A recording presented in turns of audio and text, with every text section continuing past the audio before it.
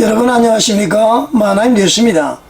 사람을 평가하거나 비판을 하려면은 최소한 그 피평가자 또는 피비판자, 그러니까 비판 또는 평가를 받는 사람보다 비판 또는 평가를 하는 자가 도덕적으로 우위에 있어야 그 비판이나 평가가 신뢰를 얻을 수 있고 또 효과를 보게 될 것입니다. 자, 여러분, 다면평가라는 말을 들어보셨어요? 과거에 말이죠, 노무현 정부 시절에 그 도입을 했다가 좀 시행을 했습니다. 그러다가 이제 나중에 유야무야된 인사제도 아닙니까, 여러분? 또 부원장 추천 제도도 여러분들 들어보셨죠? 이것은 말이죠, 문재인 정권 시절에 그 대법원장이었던 김명수 씨가 도입한 제도인데요. 이것도 이제 얼마 전에 그 조일의 대법원장께서 폐지를 했습니다. 자, 여러분, 다면평가나 이 법원장 추천 제도는요, 공통점이 인사의 공정성과 객관성을 확보하기 위해서 평가의 주체를 다양화하는 그런 인사평가 제도인데요. 저는 말이죠, 이 두 제도를 민주주의의 이름을 빌린 인민재판 또는 인기투표, 그렇게 저는 이제 혹평을 하고 싶습니다. 자, 인사권자 또는 그 책임자가요, 적재적소에 필요한 사람을 공정과 상식을 통해서 선택한 후에 일을 맡기는 것이 인사관리 아닙니까? 물론 인사고과도 봐야 되죠, 모든 것을. 그런데 같은 위치에 있는 사람이 평가를 한다? 자, 여러분, 이것이 과연 공정한 평가가 되겠습니까? 자, 지금 말이죠, 대한민국 바로세우기 운동본부, 이제 대국본이라고 그러죠. 그 혁명 의장이면서 사랑제일교회 담임 목사인 정광훈 목사님에 대해서 말이죠, 기성교회, 특히 대형 교회에서 많은 비판을 가하고 있습니다. 이제 물론 이제 인간은 완벽할 수는 없잖아요. 연약하잖아요. 그렇기 때문에 잘못을 할 수가 있고 또 비판을 받을 수 있지만은, 목사 정광훈을 비판을 하다가 만약에 애국운동을 가르치면은 어찌하려고 그러십니까, 여러분? 자금에 말이죠, 우리나라의 형편과 한국교회의 그 형편을 보십시오, 여러분. 차별금지법과 동성애는요, 인권이라는 미명하에 교회를 무너뜨리기 위한 공산당의 전략 아닙니까? 여러분들 많이 들어보셨을 겁니다. 유럽과 미국의 자금의 교회 형편이 말이죠, 이를 입증하고 있는 것 아닙니까? 자, 그리고 지금의 그 야당인 더불어민주당은요, 여러분들 잘 아실 겁니다. 이 코로나 시기에 교회 폐쇄법을 발의한 정당 아닙니까? 자, 여러분, 이는 말입니다, 더불어민주당이 최소한 반기독교 또는 비기독교 정당임을 입증하는 것 아닙니까? 제가 볼 때 기독교인들은 최소한 민주당을 지지하면 안 된다, 저는 그렇게 생각을 합니다. 어떻게 말이죠, 교회 폐쇄법을 발의한 그 정당을 지지할 수가 있습니까? 교인들이. 자, 여러분 어떻게 생각하십니까? 자, 전광훈 목사님을 비롯한 그 광화문 애국 세력이 말이죠, 문재인 정권의 연장선상으로 볼 수 있는 이재명 정권의 탄생을 막은 것은 사실 아닙니까, 여러분? 자, 문재인 정권 때의 고통을 여러분 잊어버렸습니까? 만약에 그 당시에 이재명 정권이 탄생을 했다, 그랬으면 우리나라가 어떻게 됐을 것 같습니까? 연방제로 가기 위해서 지금 시끌벅적하거나 말이죠, 미군 철수하느니 안 하느니 막 난리가 났을 겁니다. 미군 철수하면 말이죠, 우리는 재래식 무기 핵폭탄하고 싸울 수가 있습니까? 자, 여러분, 지금 민주당은요, 과거 민주당이 절대 아닙니다, 여러분. 민주당을 움직이는 세력은 민주당이 아니다, 이런 얘기입니다, 여러분. 자, 물론 그 윤석열 대통령께서 선포하신 그 비상계엄으로 말미암아 국민들이 말이죠, 놀라신 것은 맞습니다. 그렇지만은 왜 그 비상계엄을 선포를 했는지 그것은 다 감춰버리고 말이죠, 간과하고 망각하고 선포 그 자체만 문제를 삼고 있습니다. 그것도 말이죠. 성립도 되지 않은 뇌란죄로 그런 것입니다. 만약에 윤석열 대통령이 뇌란죄가 성립이 되면은 국어사전과 헌법을 다 바꿔야 됩니다. 지금 장성들이 막 뇌란죄로 구속이 됐죠? 만약에 뇌란죄로 결론이 안 나면은 어떡할 겁니까?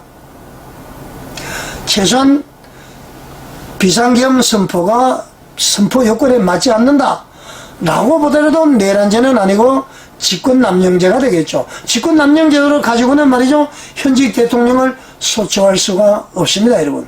자, 이 사람들의 말이죠, 뇌란죄, 뇌란수괴 이렇게 하는 주장이 북한의 지령에 의한 것이라는 주장들이 경험자들에 의해서 나오고 있습니다. 다시 말하면 말이죠, 주사파 활동을 할 때에 북한의 지령을 받아서 그 지령대로 남한에서 구호를 외쳤던 경험이 있는 분의 얘기인 것입니다. 바로 이동호 교수님이죠. 그분이 그렇게 증언을 하고 있습니다. 지금 모든 되어지는 것이 남한에서 자생적으로 나오는 것이 아니다. 바로 위에서 지시에 의해서 온다. 그렇게 주장하는 분들도 있는데 우리 국민 여러분 한번 깊이 한번 생각을 해봐야 될 것 같습니다. 자, 여러분, 정광훈 목사님을 비롯한 광화문 애국운동에 참여는 못할지언정 방해하는 일을 하면은 절대 안 됩니다, 여러분. 그런데 말이죠, 여러분, 정광훈 목사님과 광화문 애국운동 세력을 비판하는 중심에 누가 있는지 아십니까? 첫째는 북한의 김정은 정권입니다. 김정은 정권은 말이죠, 정광훈 목사님의 그 방송 내용을 들어보면은 북한에는 정광훈 암살조가 있다고 그럽니다.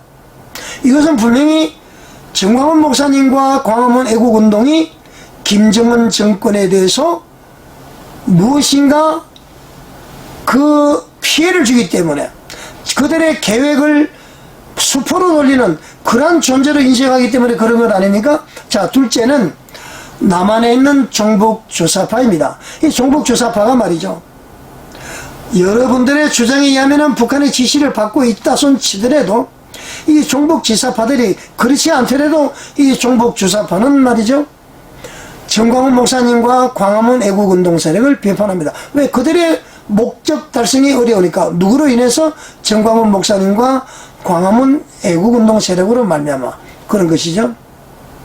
자, 그럼 셋째는 누굴까요? 애석하게도 바로 교회입니다. 그것도 대형 교회입니다.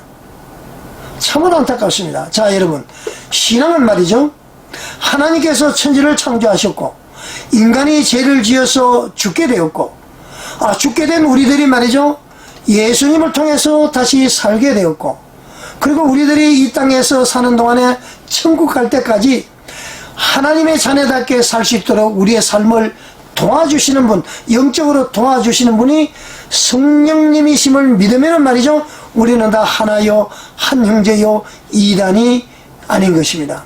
하나님의 자녀가 말이죠, 살다 보면은 말과 행동이 실수할 수도 있고 말이죠, 그럴 수도 있습니다. 약하기 때문에. 특히 말이죠, 주의 종들, 목사님들은 말이죠, 은유적으로 또는 비유적으로 표현을 쓰면서 하나님의 말씀을 전할 때도 있을 텐데요, 그것을 빌미로 해서 시비 걸고 이단이라고 규정하는 것은 하나님의 자녀의 인사권자인 하나님의 뜻을 무시하는 다면평가 방식인 인민재판이다. 저는 그렇게 규정을 하고 싶습니다.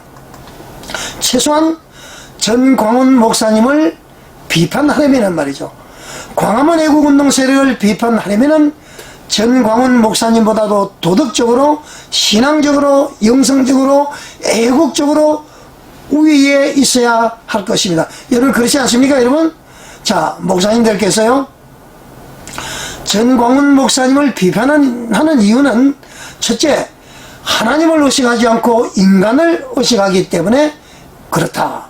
인본주의자들은 말이죠, 인간적인 생각에서 비판할 수밖에 없을 것이고요, 만약에 하나님의 주권을 생각하면은 절대 비판을 하지 않을 것이다. 저는 그렇게 생각합니다. 둘째, 자신들의 목회, 다른 말로 표현하면은 자신만의 왕국이 무너질까봐 저는 그런다고 생각을 합니다. 무슨 얘기냐면은 본인이 개척을 했거나 또 새로운 교회에 부임을 했을 때에 그 교회를 그리고 그 성도들을 자기 소유로 생각한다 그럽니다. 그래서 성도들이 뺏길까봐, 성도들이 광화문에 헌금할까봐, 그래서 이렇게 차단벽을 치는 것이다. 저는 그렇게 생각을 합니다. 이게 나쁜 것이죠 말이죠. 이제 나라가 이렇게 위태로울 때에 말이죠, 우리는 사사로운 생각과 감정을 버리고 이기주의를 버리고 말이죠, 예수 한국 복음 통일을 위해서 모두 동참하시기를 간곡히 요청을 드립니다, 여러분. 자, 그리고 성도 여러분, 제가 한번 말씀을 드리고 싶습니다. 저도 평신도잖아요. 만약 출석하시는 교회의 그 담임 목사님이 계속 이 애국운동을 거부하거나 비판하시면 말이죠, 여러분들이라도 이 애국운동에 동참하셔서 아름다운 우리 대한민국을 우리 후손들에게 물려줘야 합니다. 지금 왜 위태로운지 아시죠? 종북 세력, 그 다음에는 말이죠, 나라가 혼란스럽습니다. 이런 걸 잘 아시잖아요. 한국교회가 이대로 되면 무너집니다. 우리 한국교회가 말이죠, 제사장 국가로서의 전 세계를 책임져야 될 그러한 위치에 있는 것 아닙니까, 여러분? 자, 여러분 다 광화문으로 나오셔서 애국운동에 동참을 하셔야 됩니다. 저희 그 만화인 뉴스에서 지난번에도 한번 방송을 해드렸습니다만은, 오늘 말이죠, 11시 30분부터 11시 한 50분, 12시까지 말이죠, 그 교회 실시간 그 예배드리는 그 생중계를 한번 모니터링을 해봤습니다. 지난번에 한 거와 마찬가지로 말이죠, 제일 많은 사람이 접속해서 예배를 드리는 교회가 광화문의 한국교회 주일 연합 예배인데요, 그 시간에 봤을 때에 11,615명이 접속해서 예배를 드리더라고요. 두 번째 교회는 말이죠, 바로 분당 우리 교회인데 7,923명이었습니다. 지난번보다는 격차가 많이 벌어졌죠. 세 번째가 그 여의도 순복음 교회인데 3,357명. 네 번째가 말이죠, 베이직 교회라고 있습니다. 3,355명. 다섯 번째가 그 신광교례교회인데 2,295명입니다. 여섯 번째가 말이죠, 사랑침례교회라고 인천에 있죠. 그 교회가 깜짝 놀랐습니다. 2,043명이 접속해서 예배를 드리더라고요. 일곱 번째는 그 세eden 교회인데요, 2,033명. 여덟 번째가 부산의 수영로 교회인데 1,882명. 아홉 번째가 분당의 우리들 교회인데 1,571명. 열 번째가 말이죠, 영락교회인데 1,341명입니다. 그리고 이제 사랑의 교회가 11번째로서 1,285명이고요. 명성교회가 848명. 그 다음 밑으로는 다 이제 오륜교회가 787명.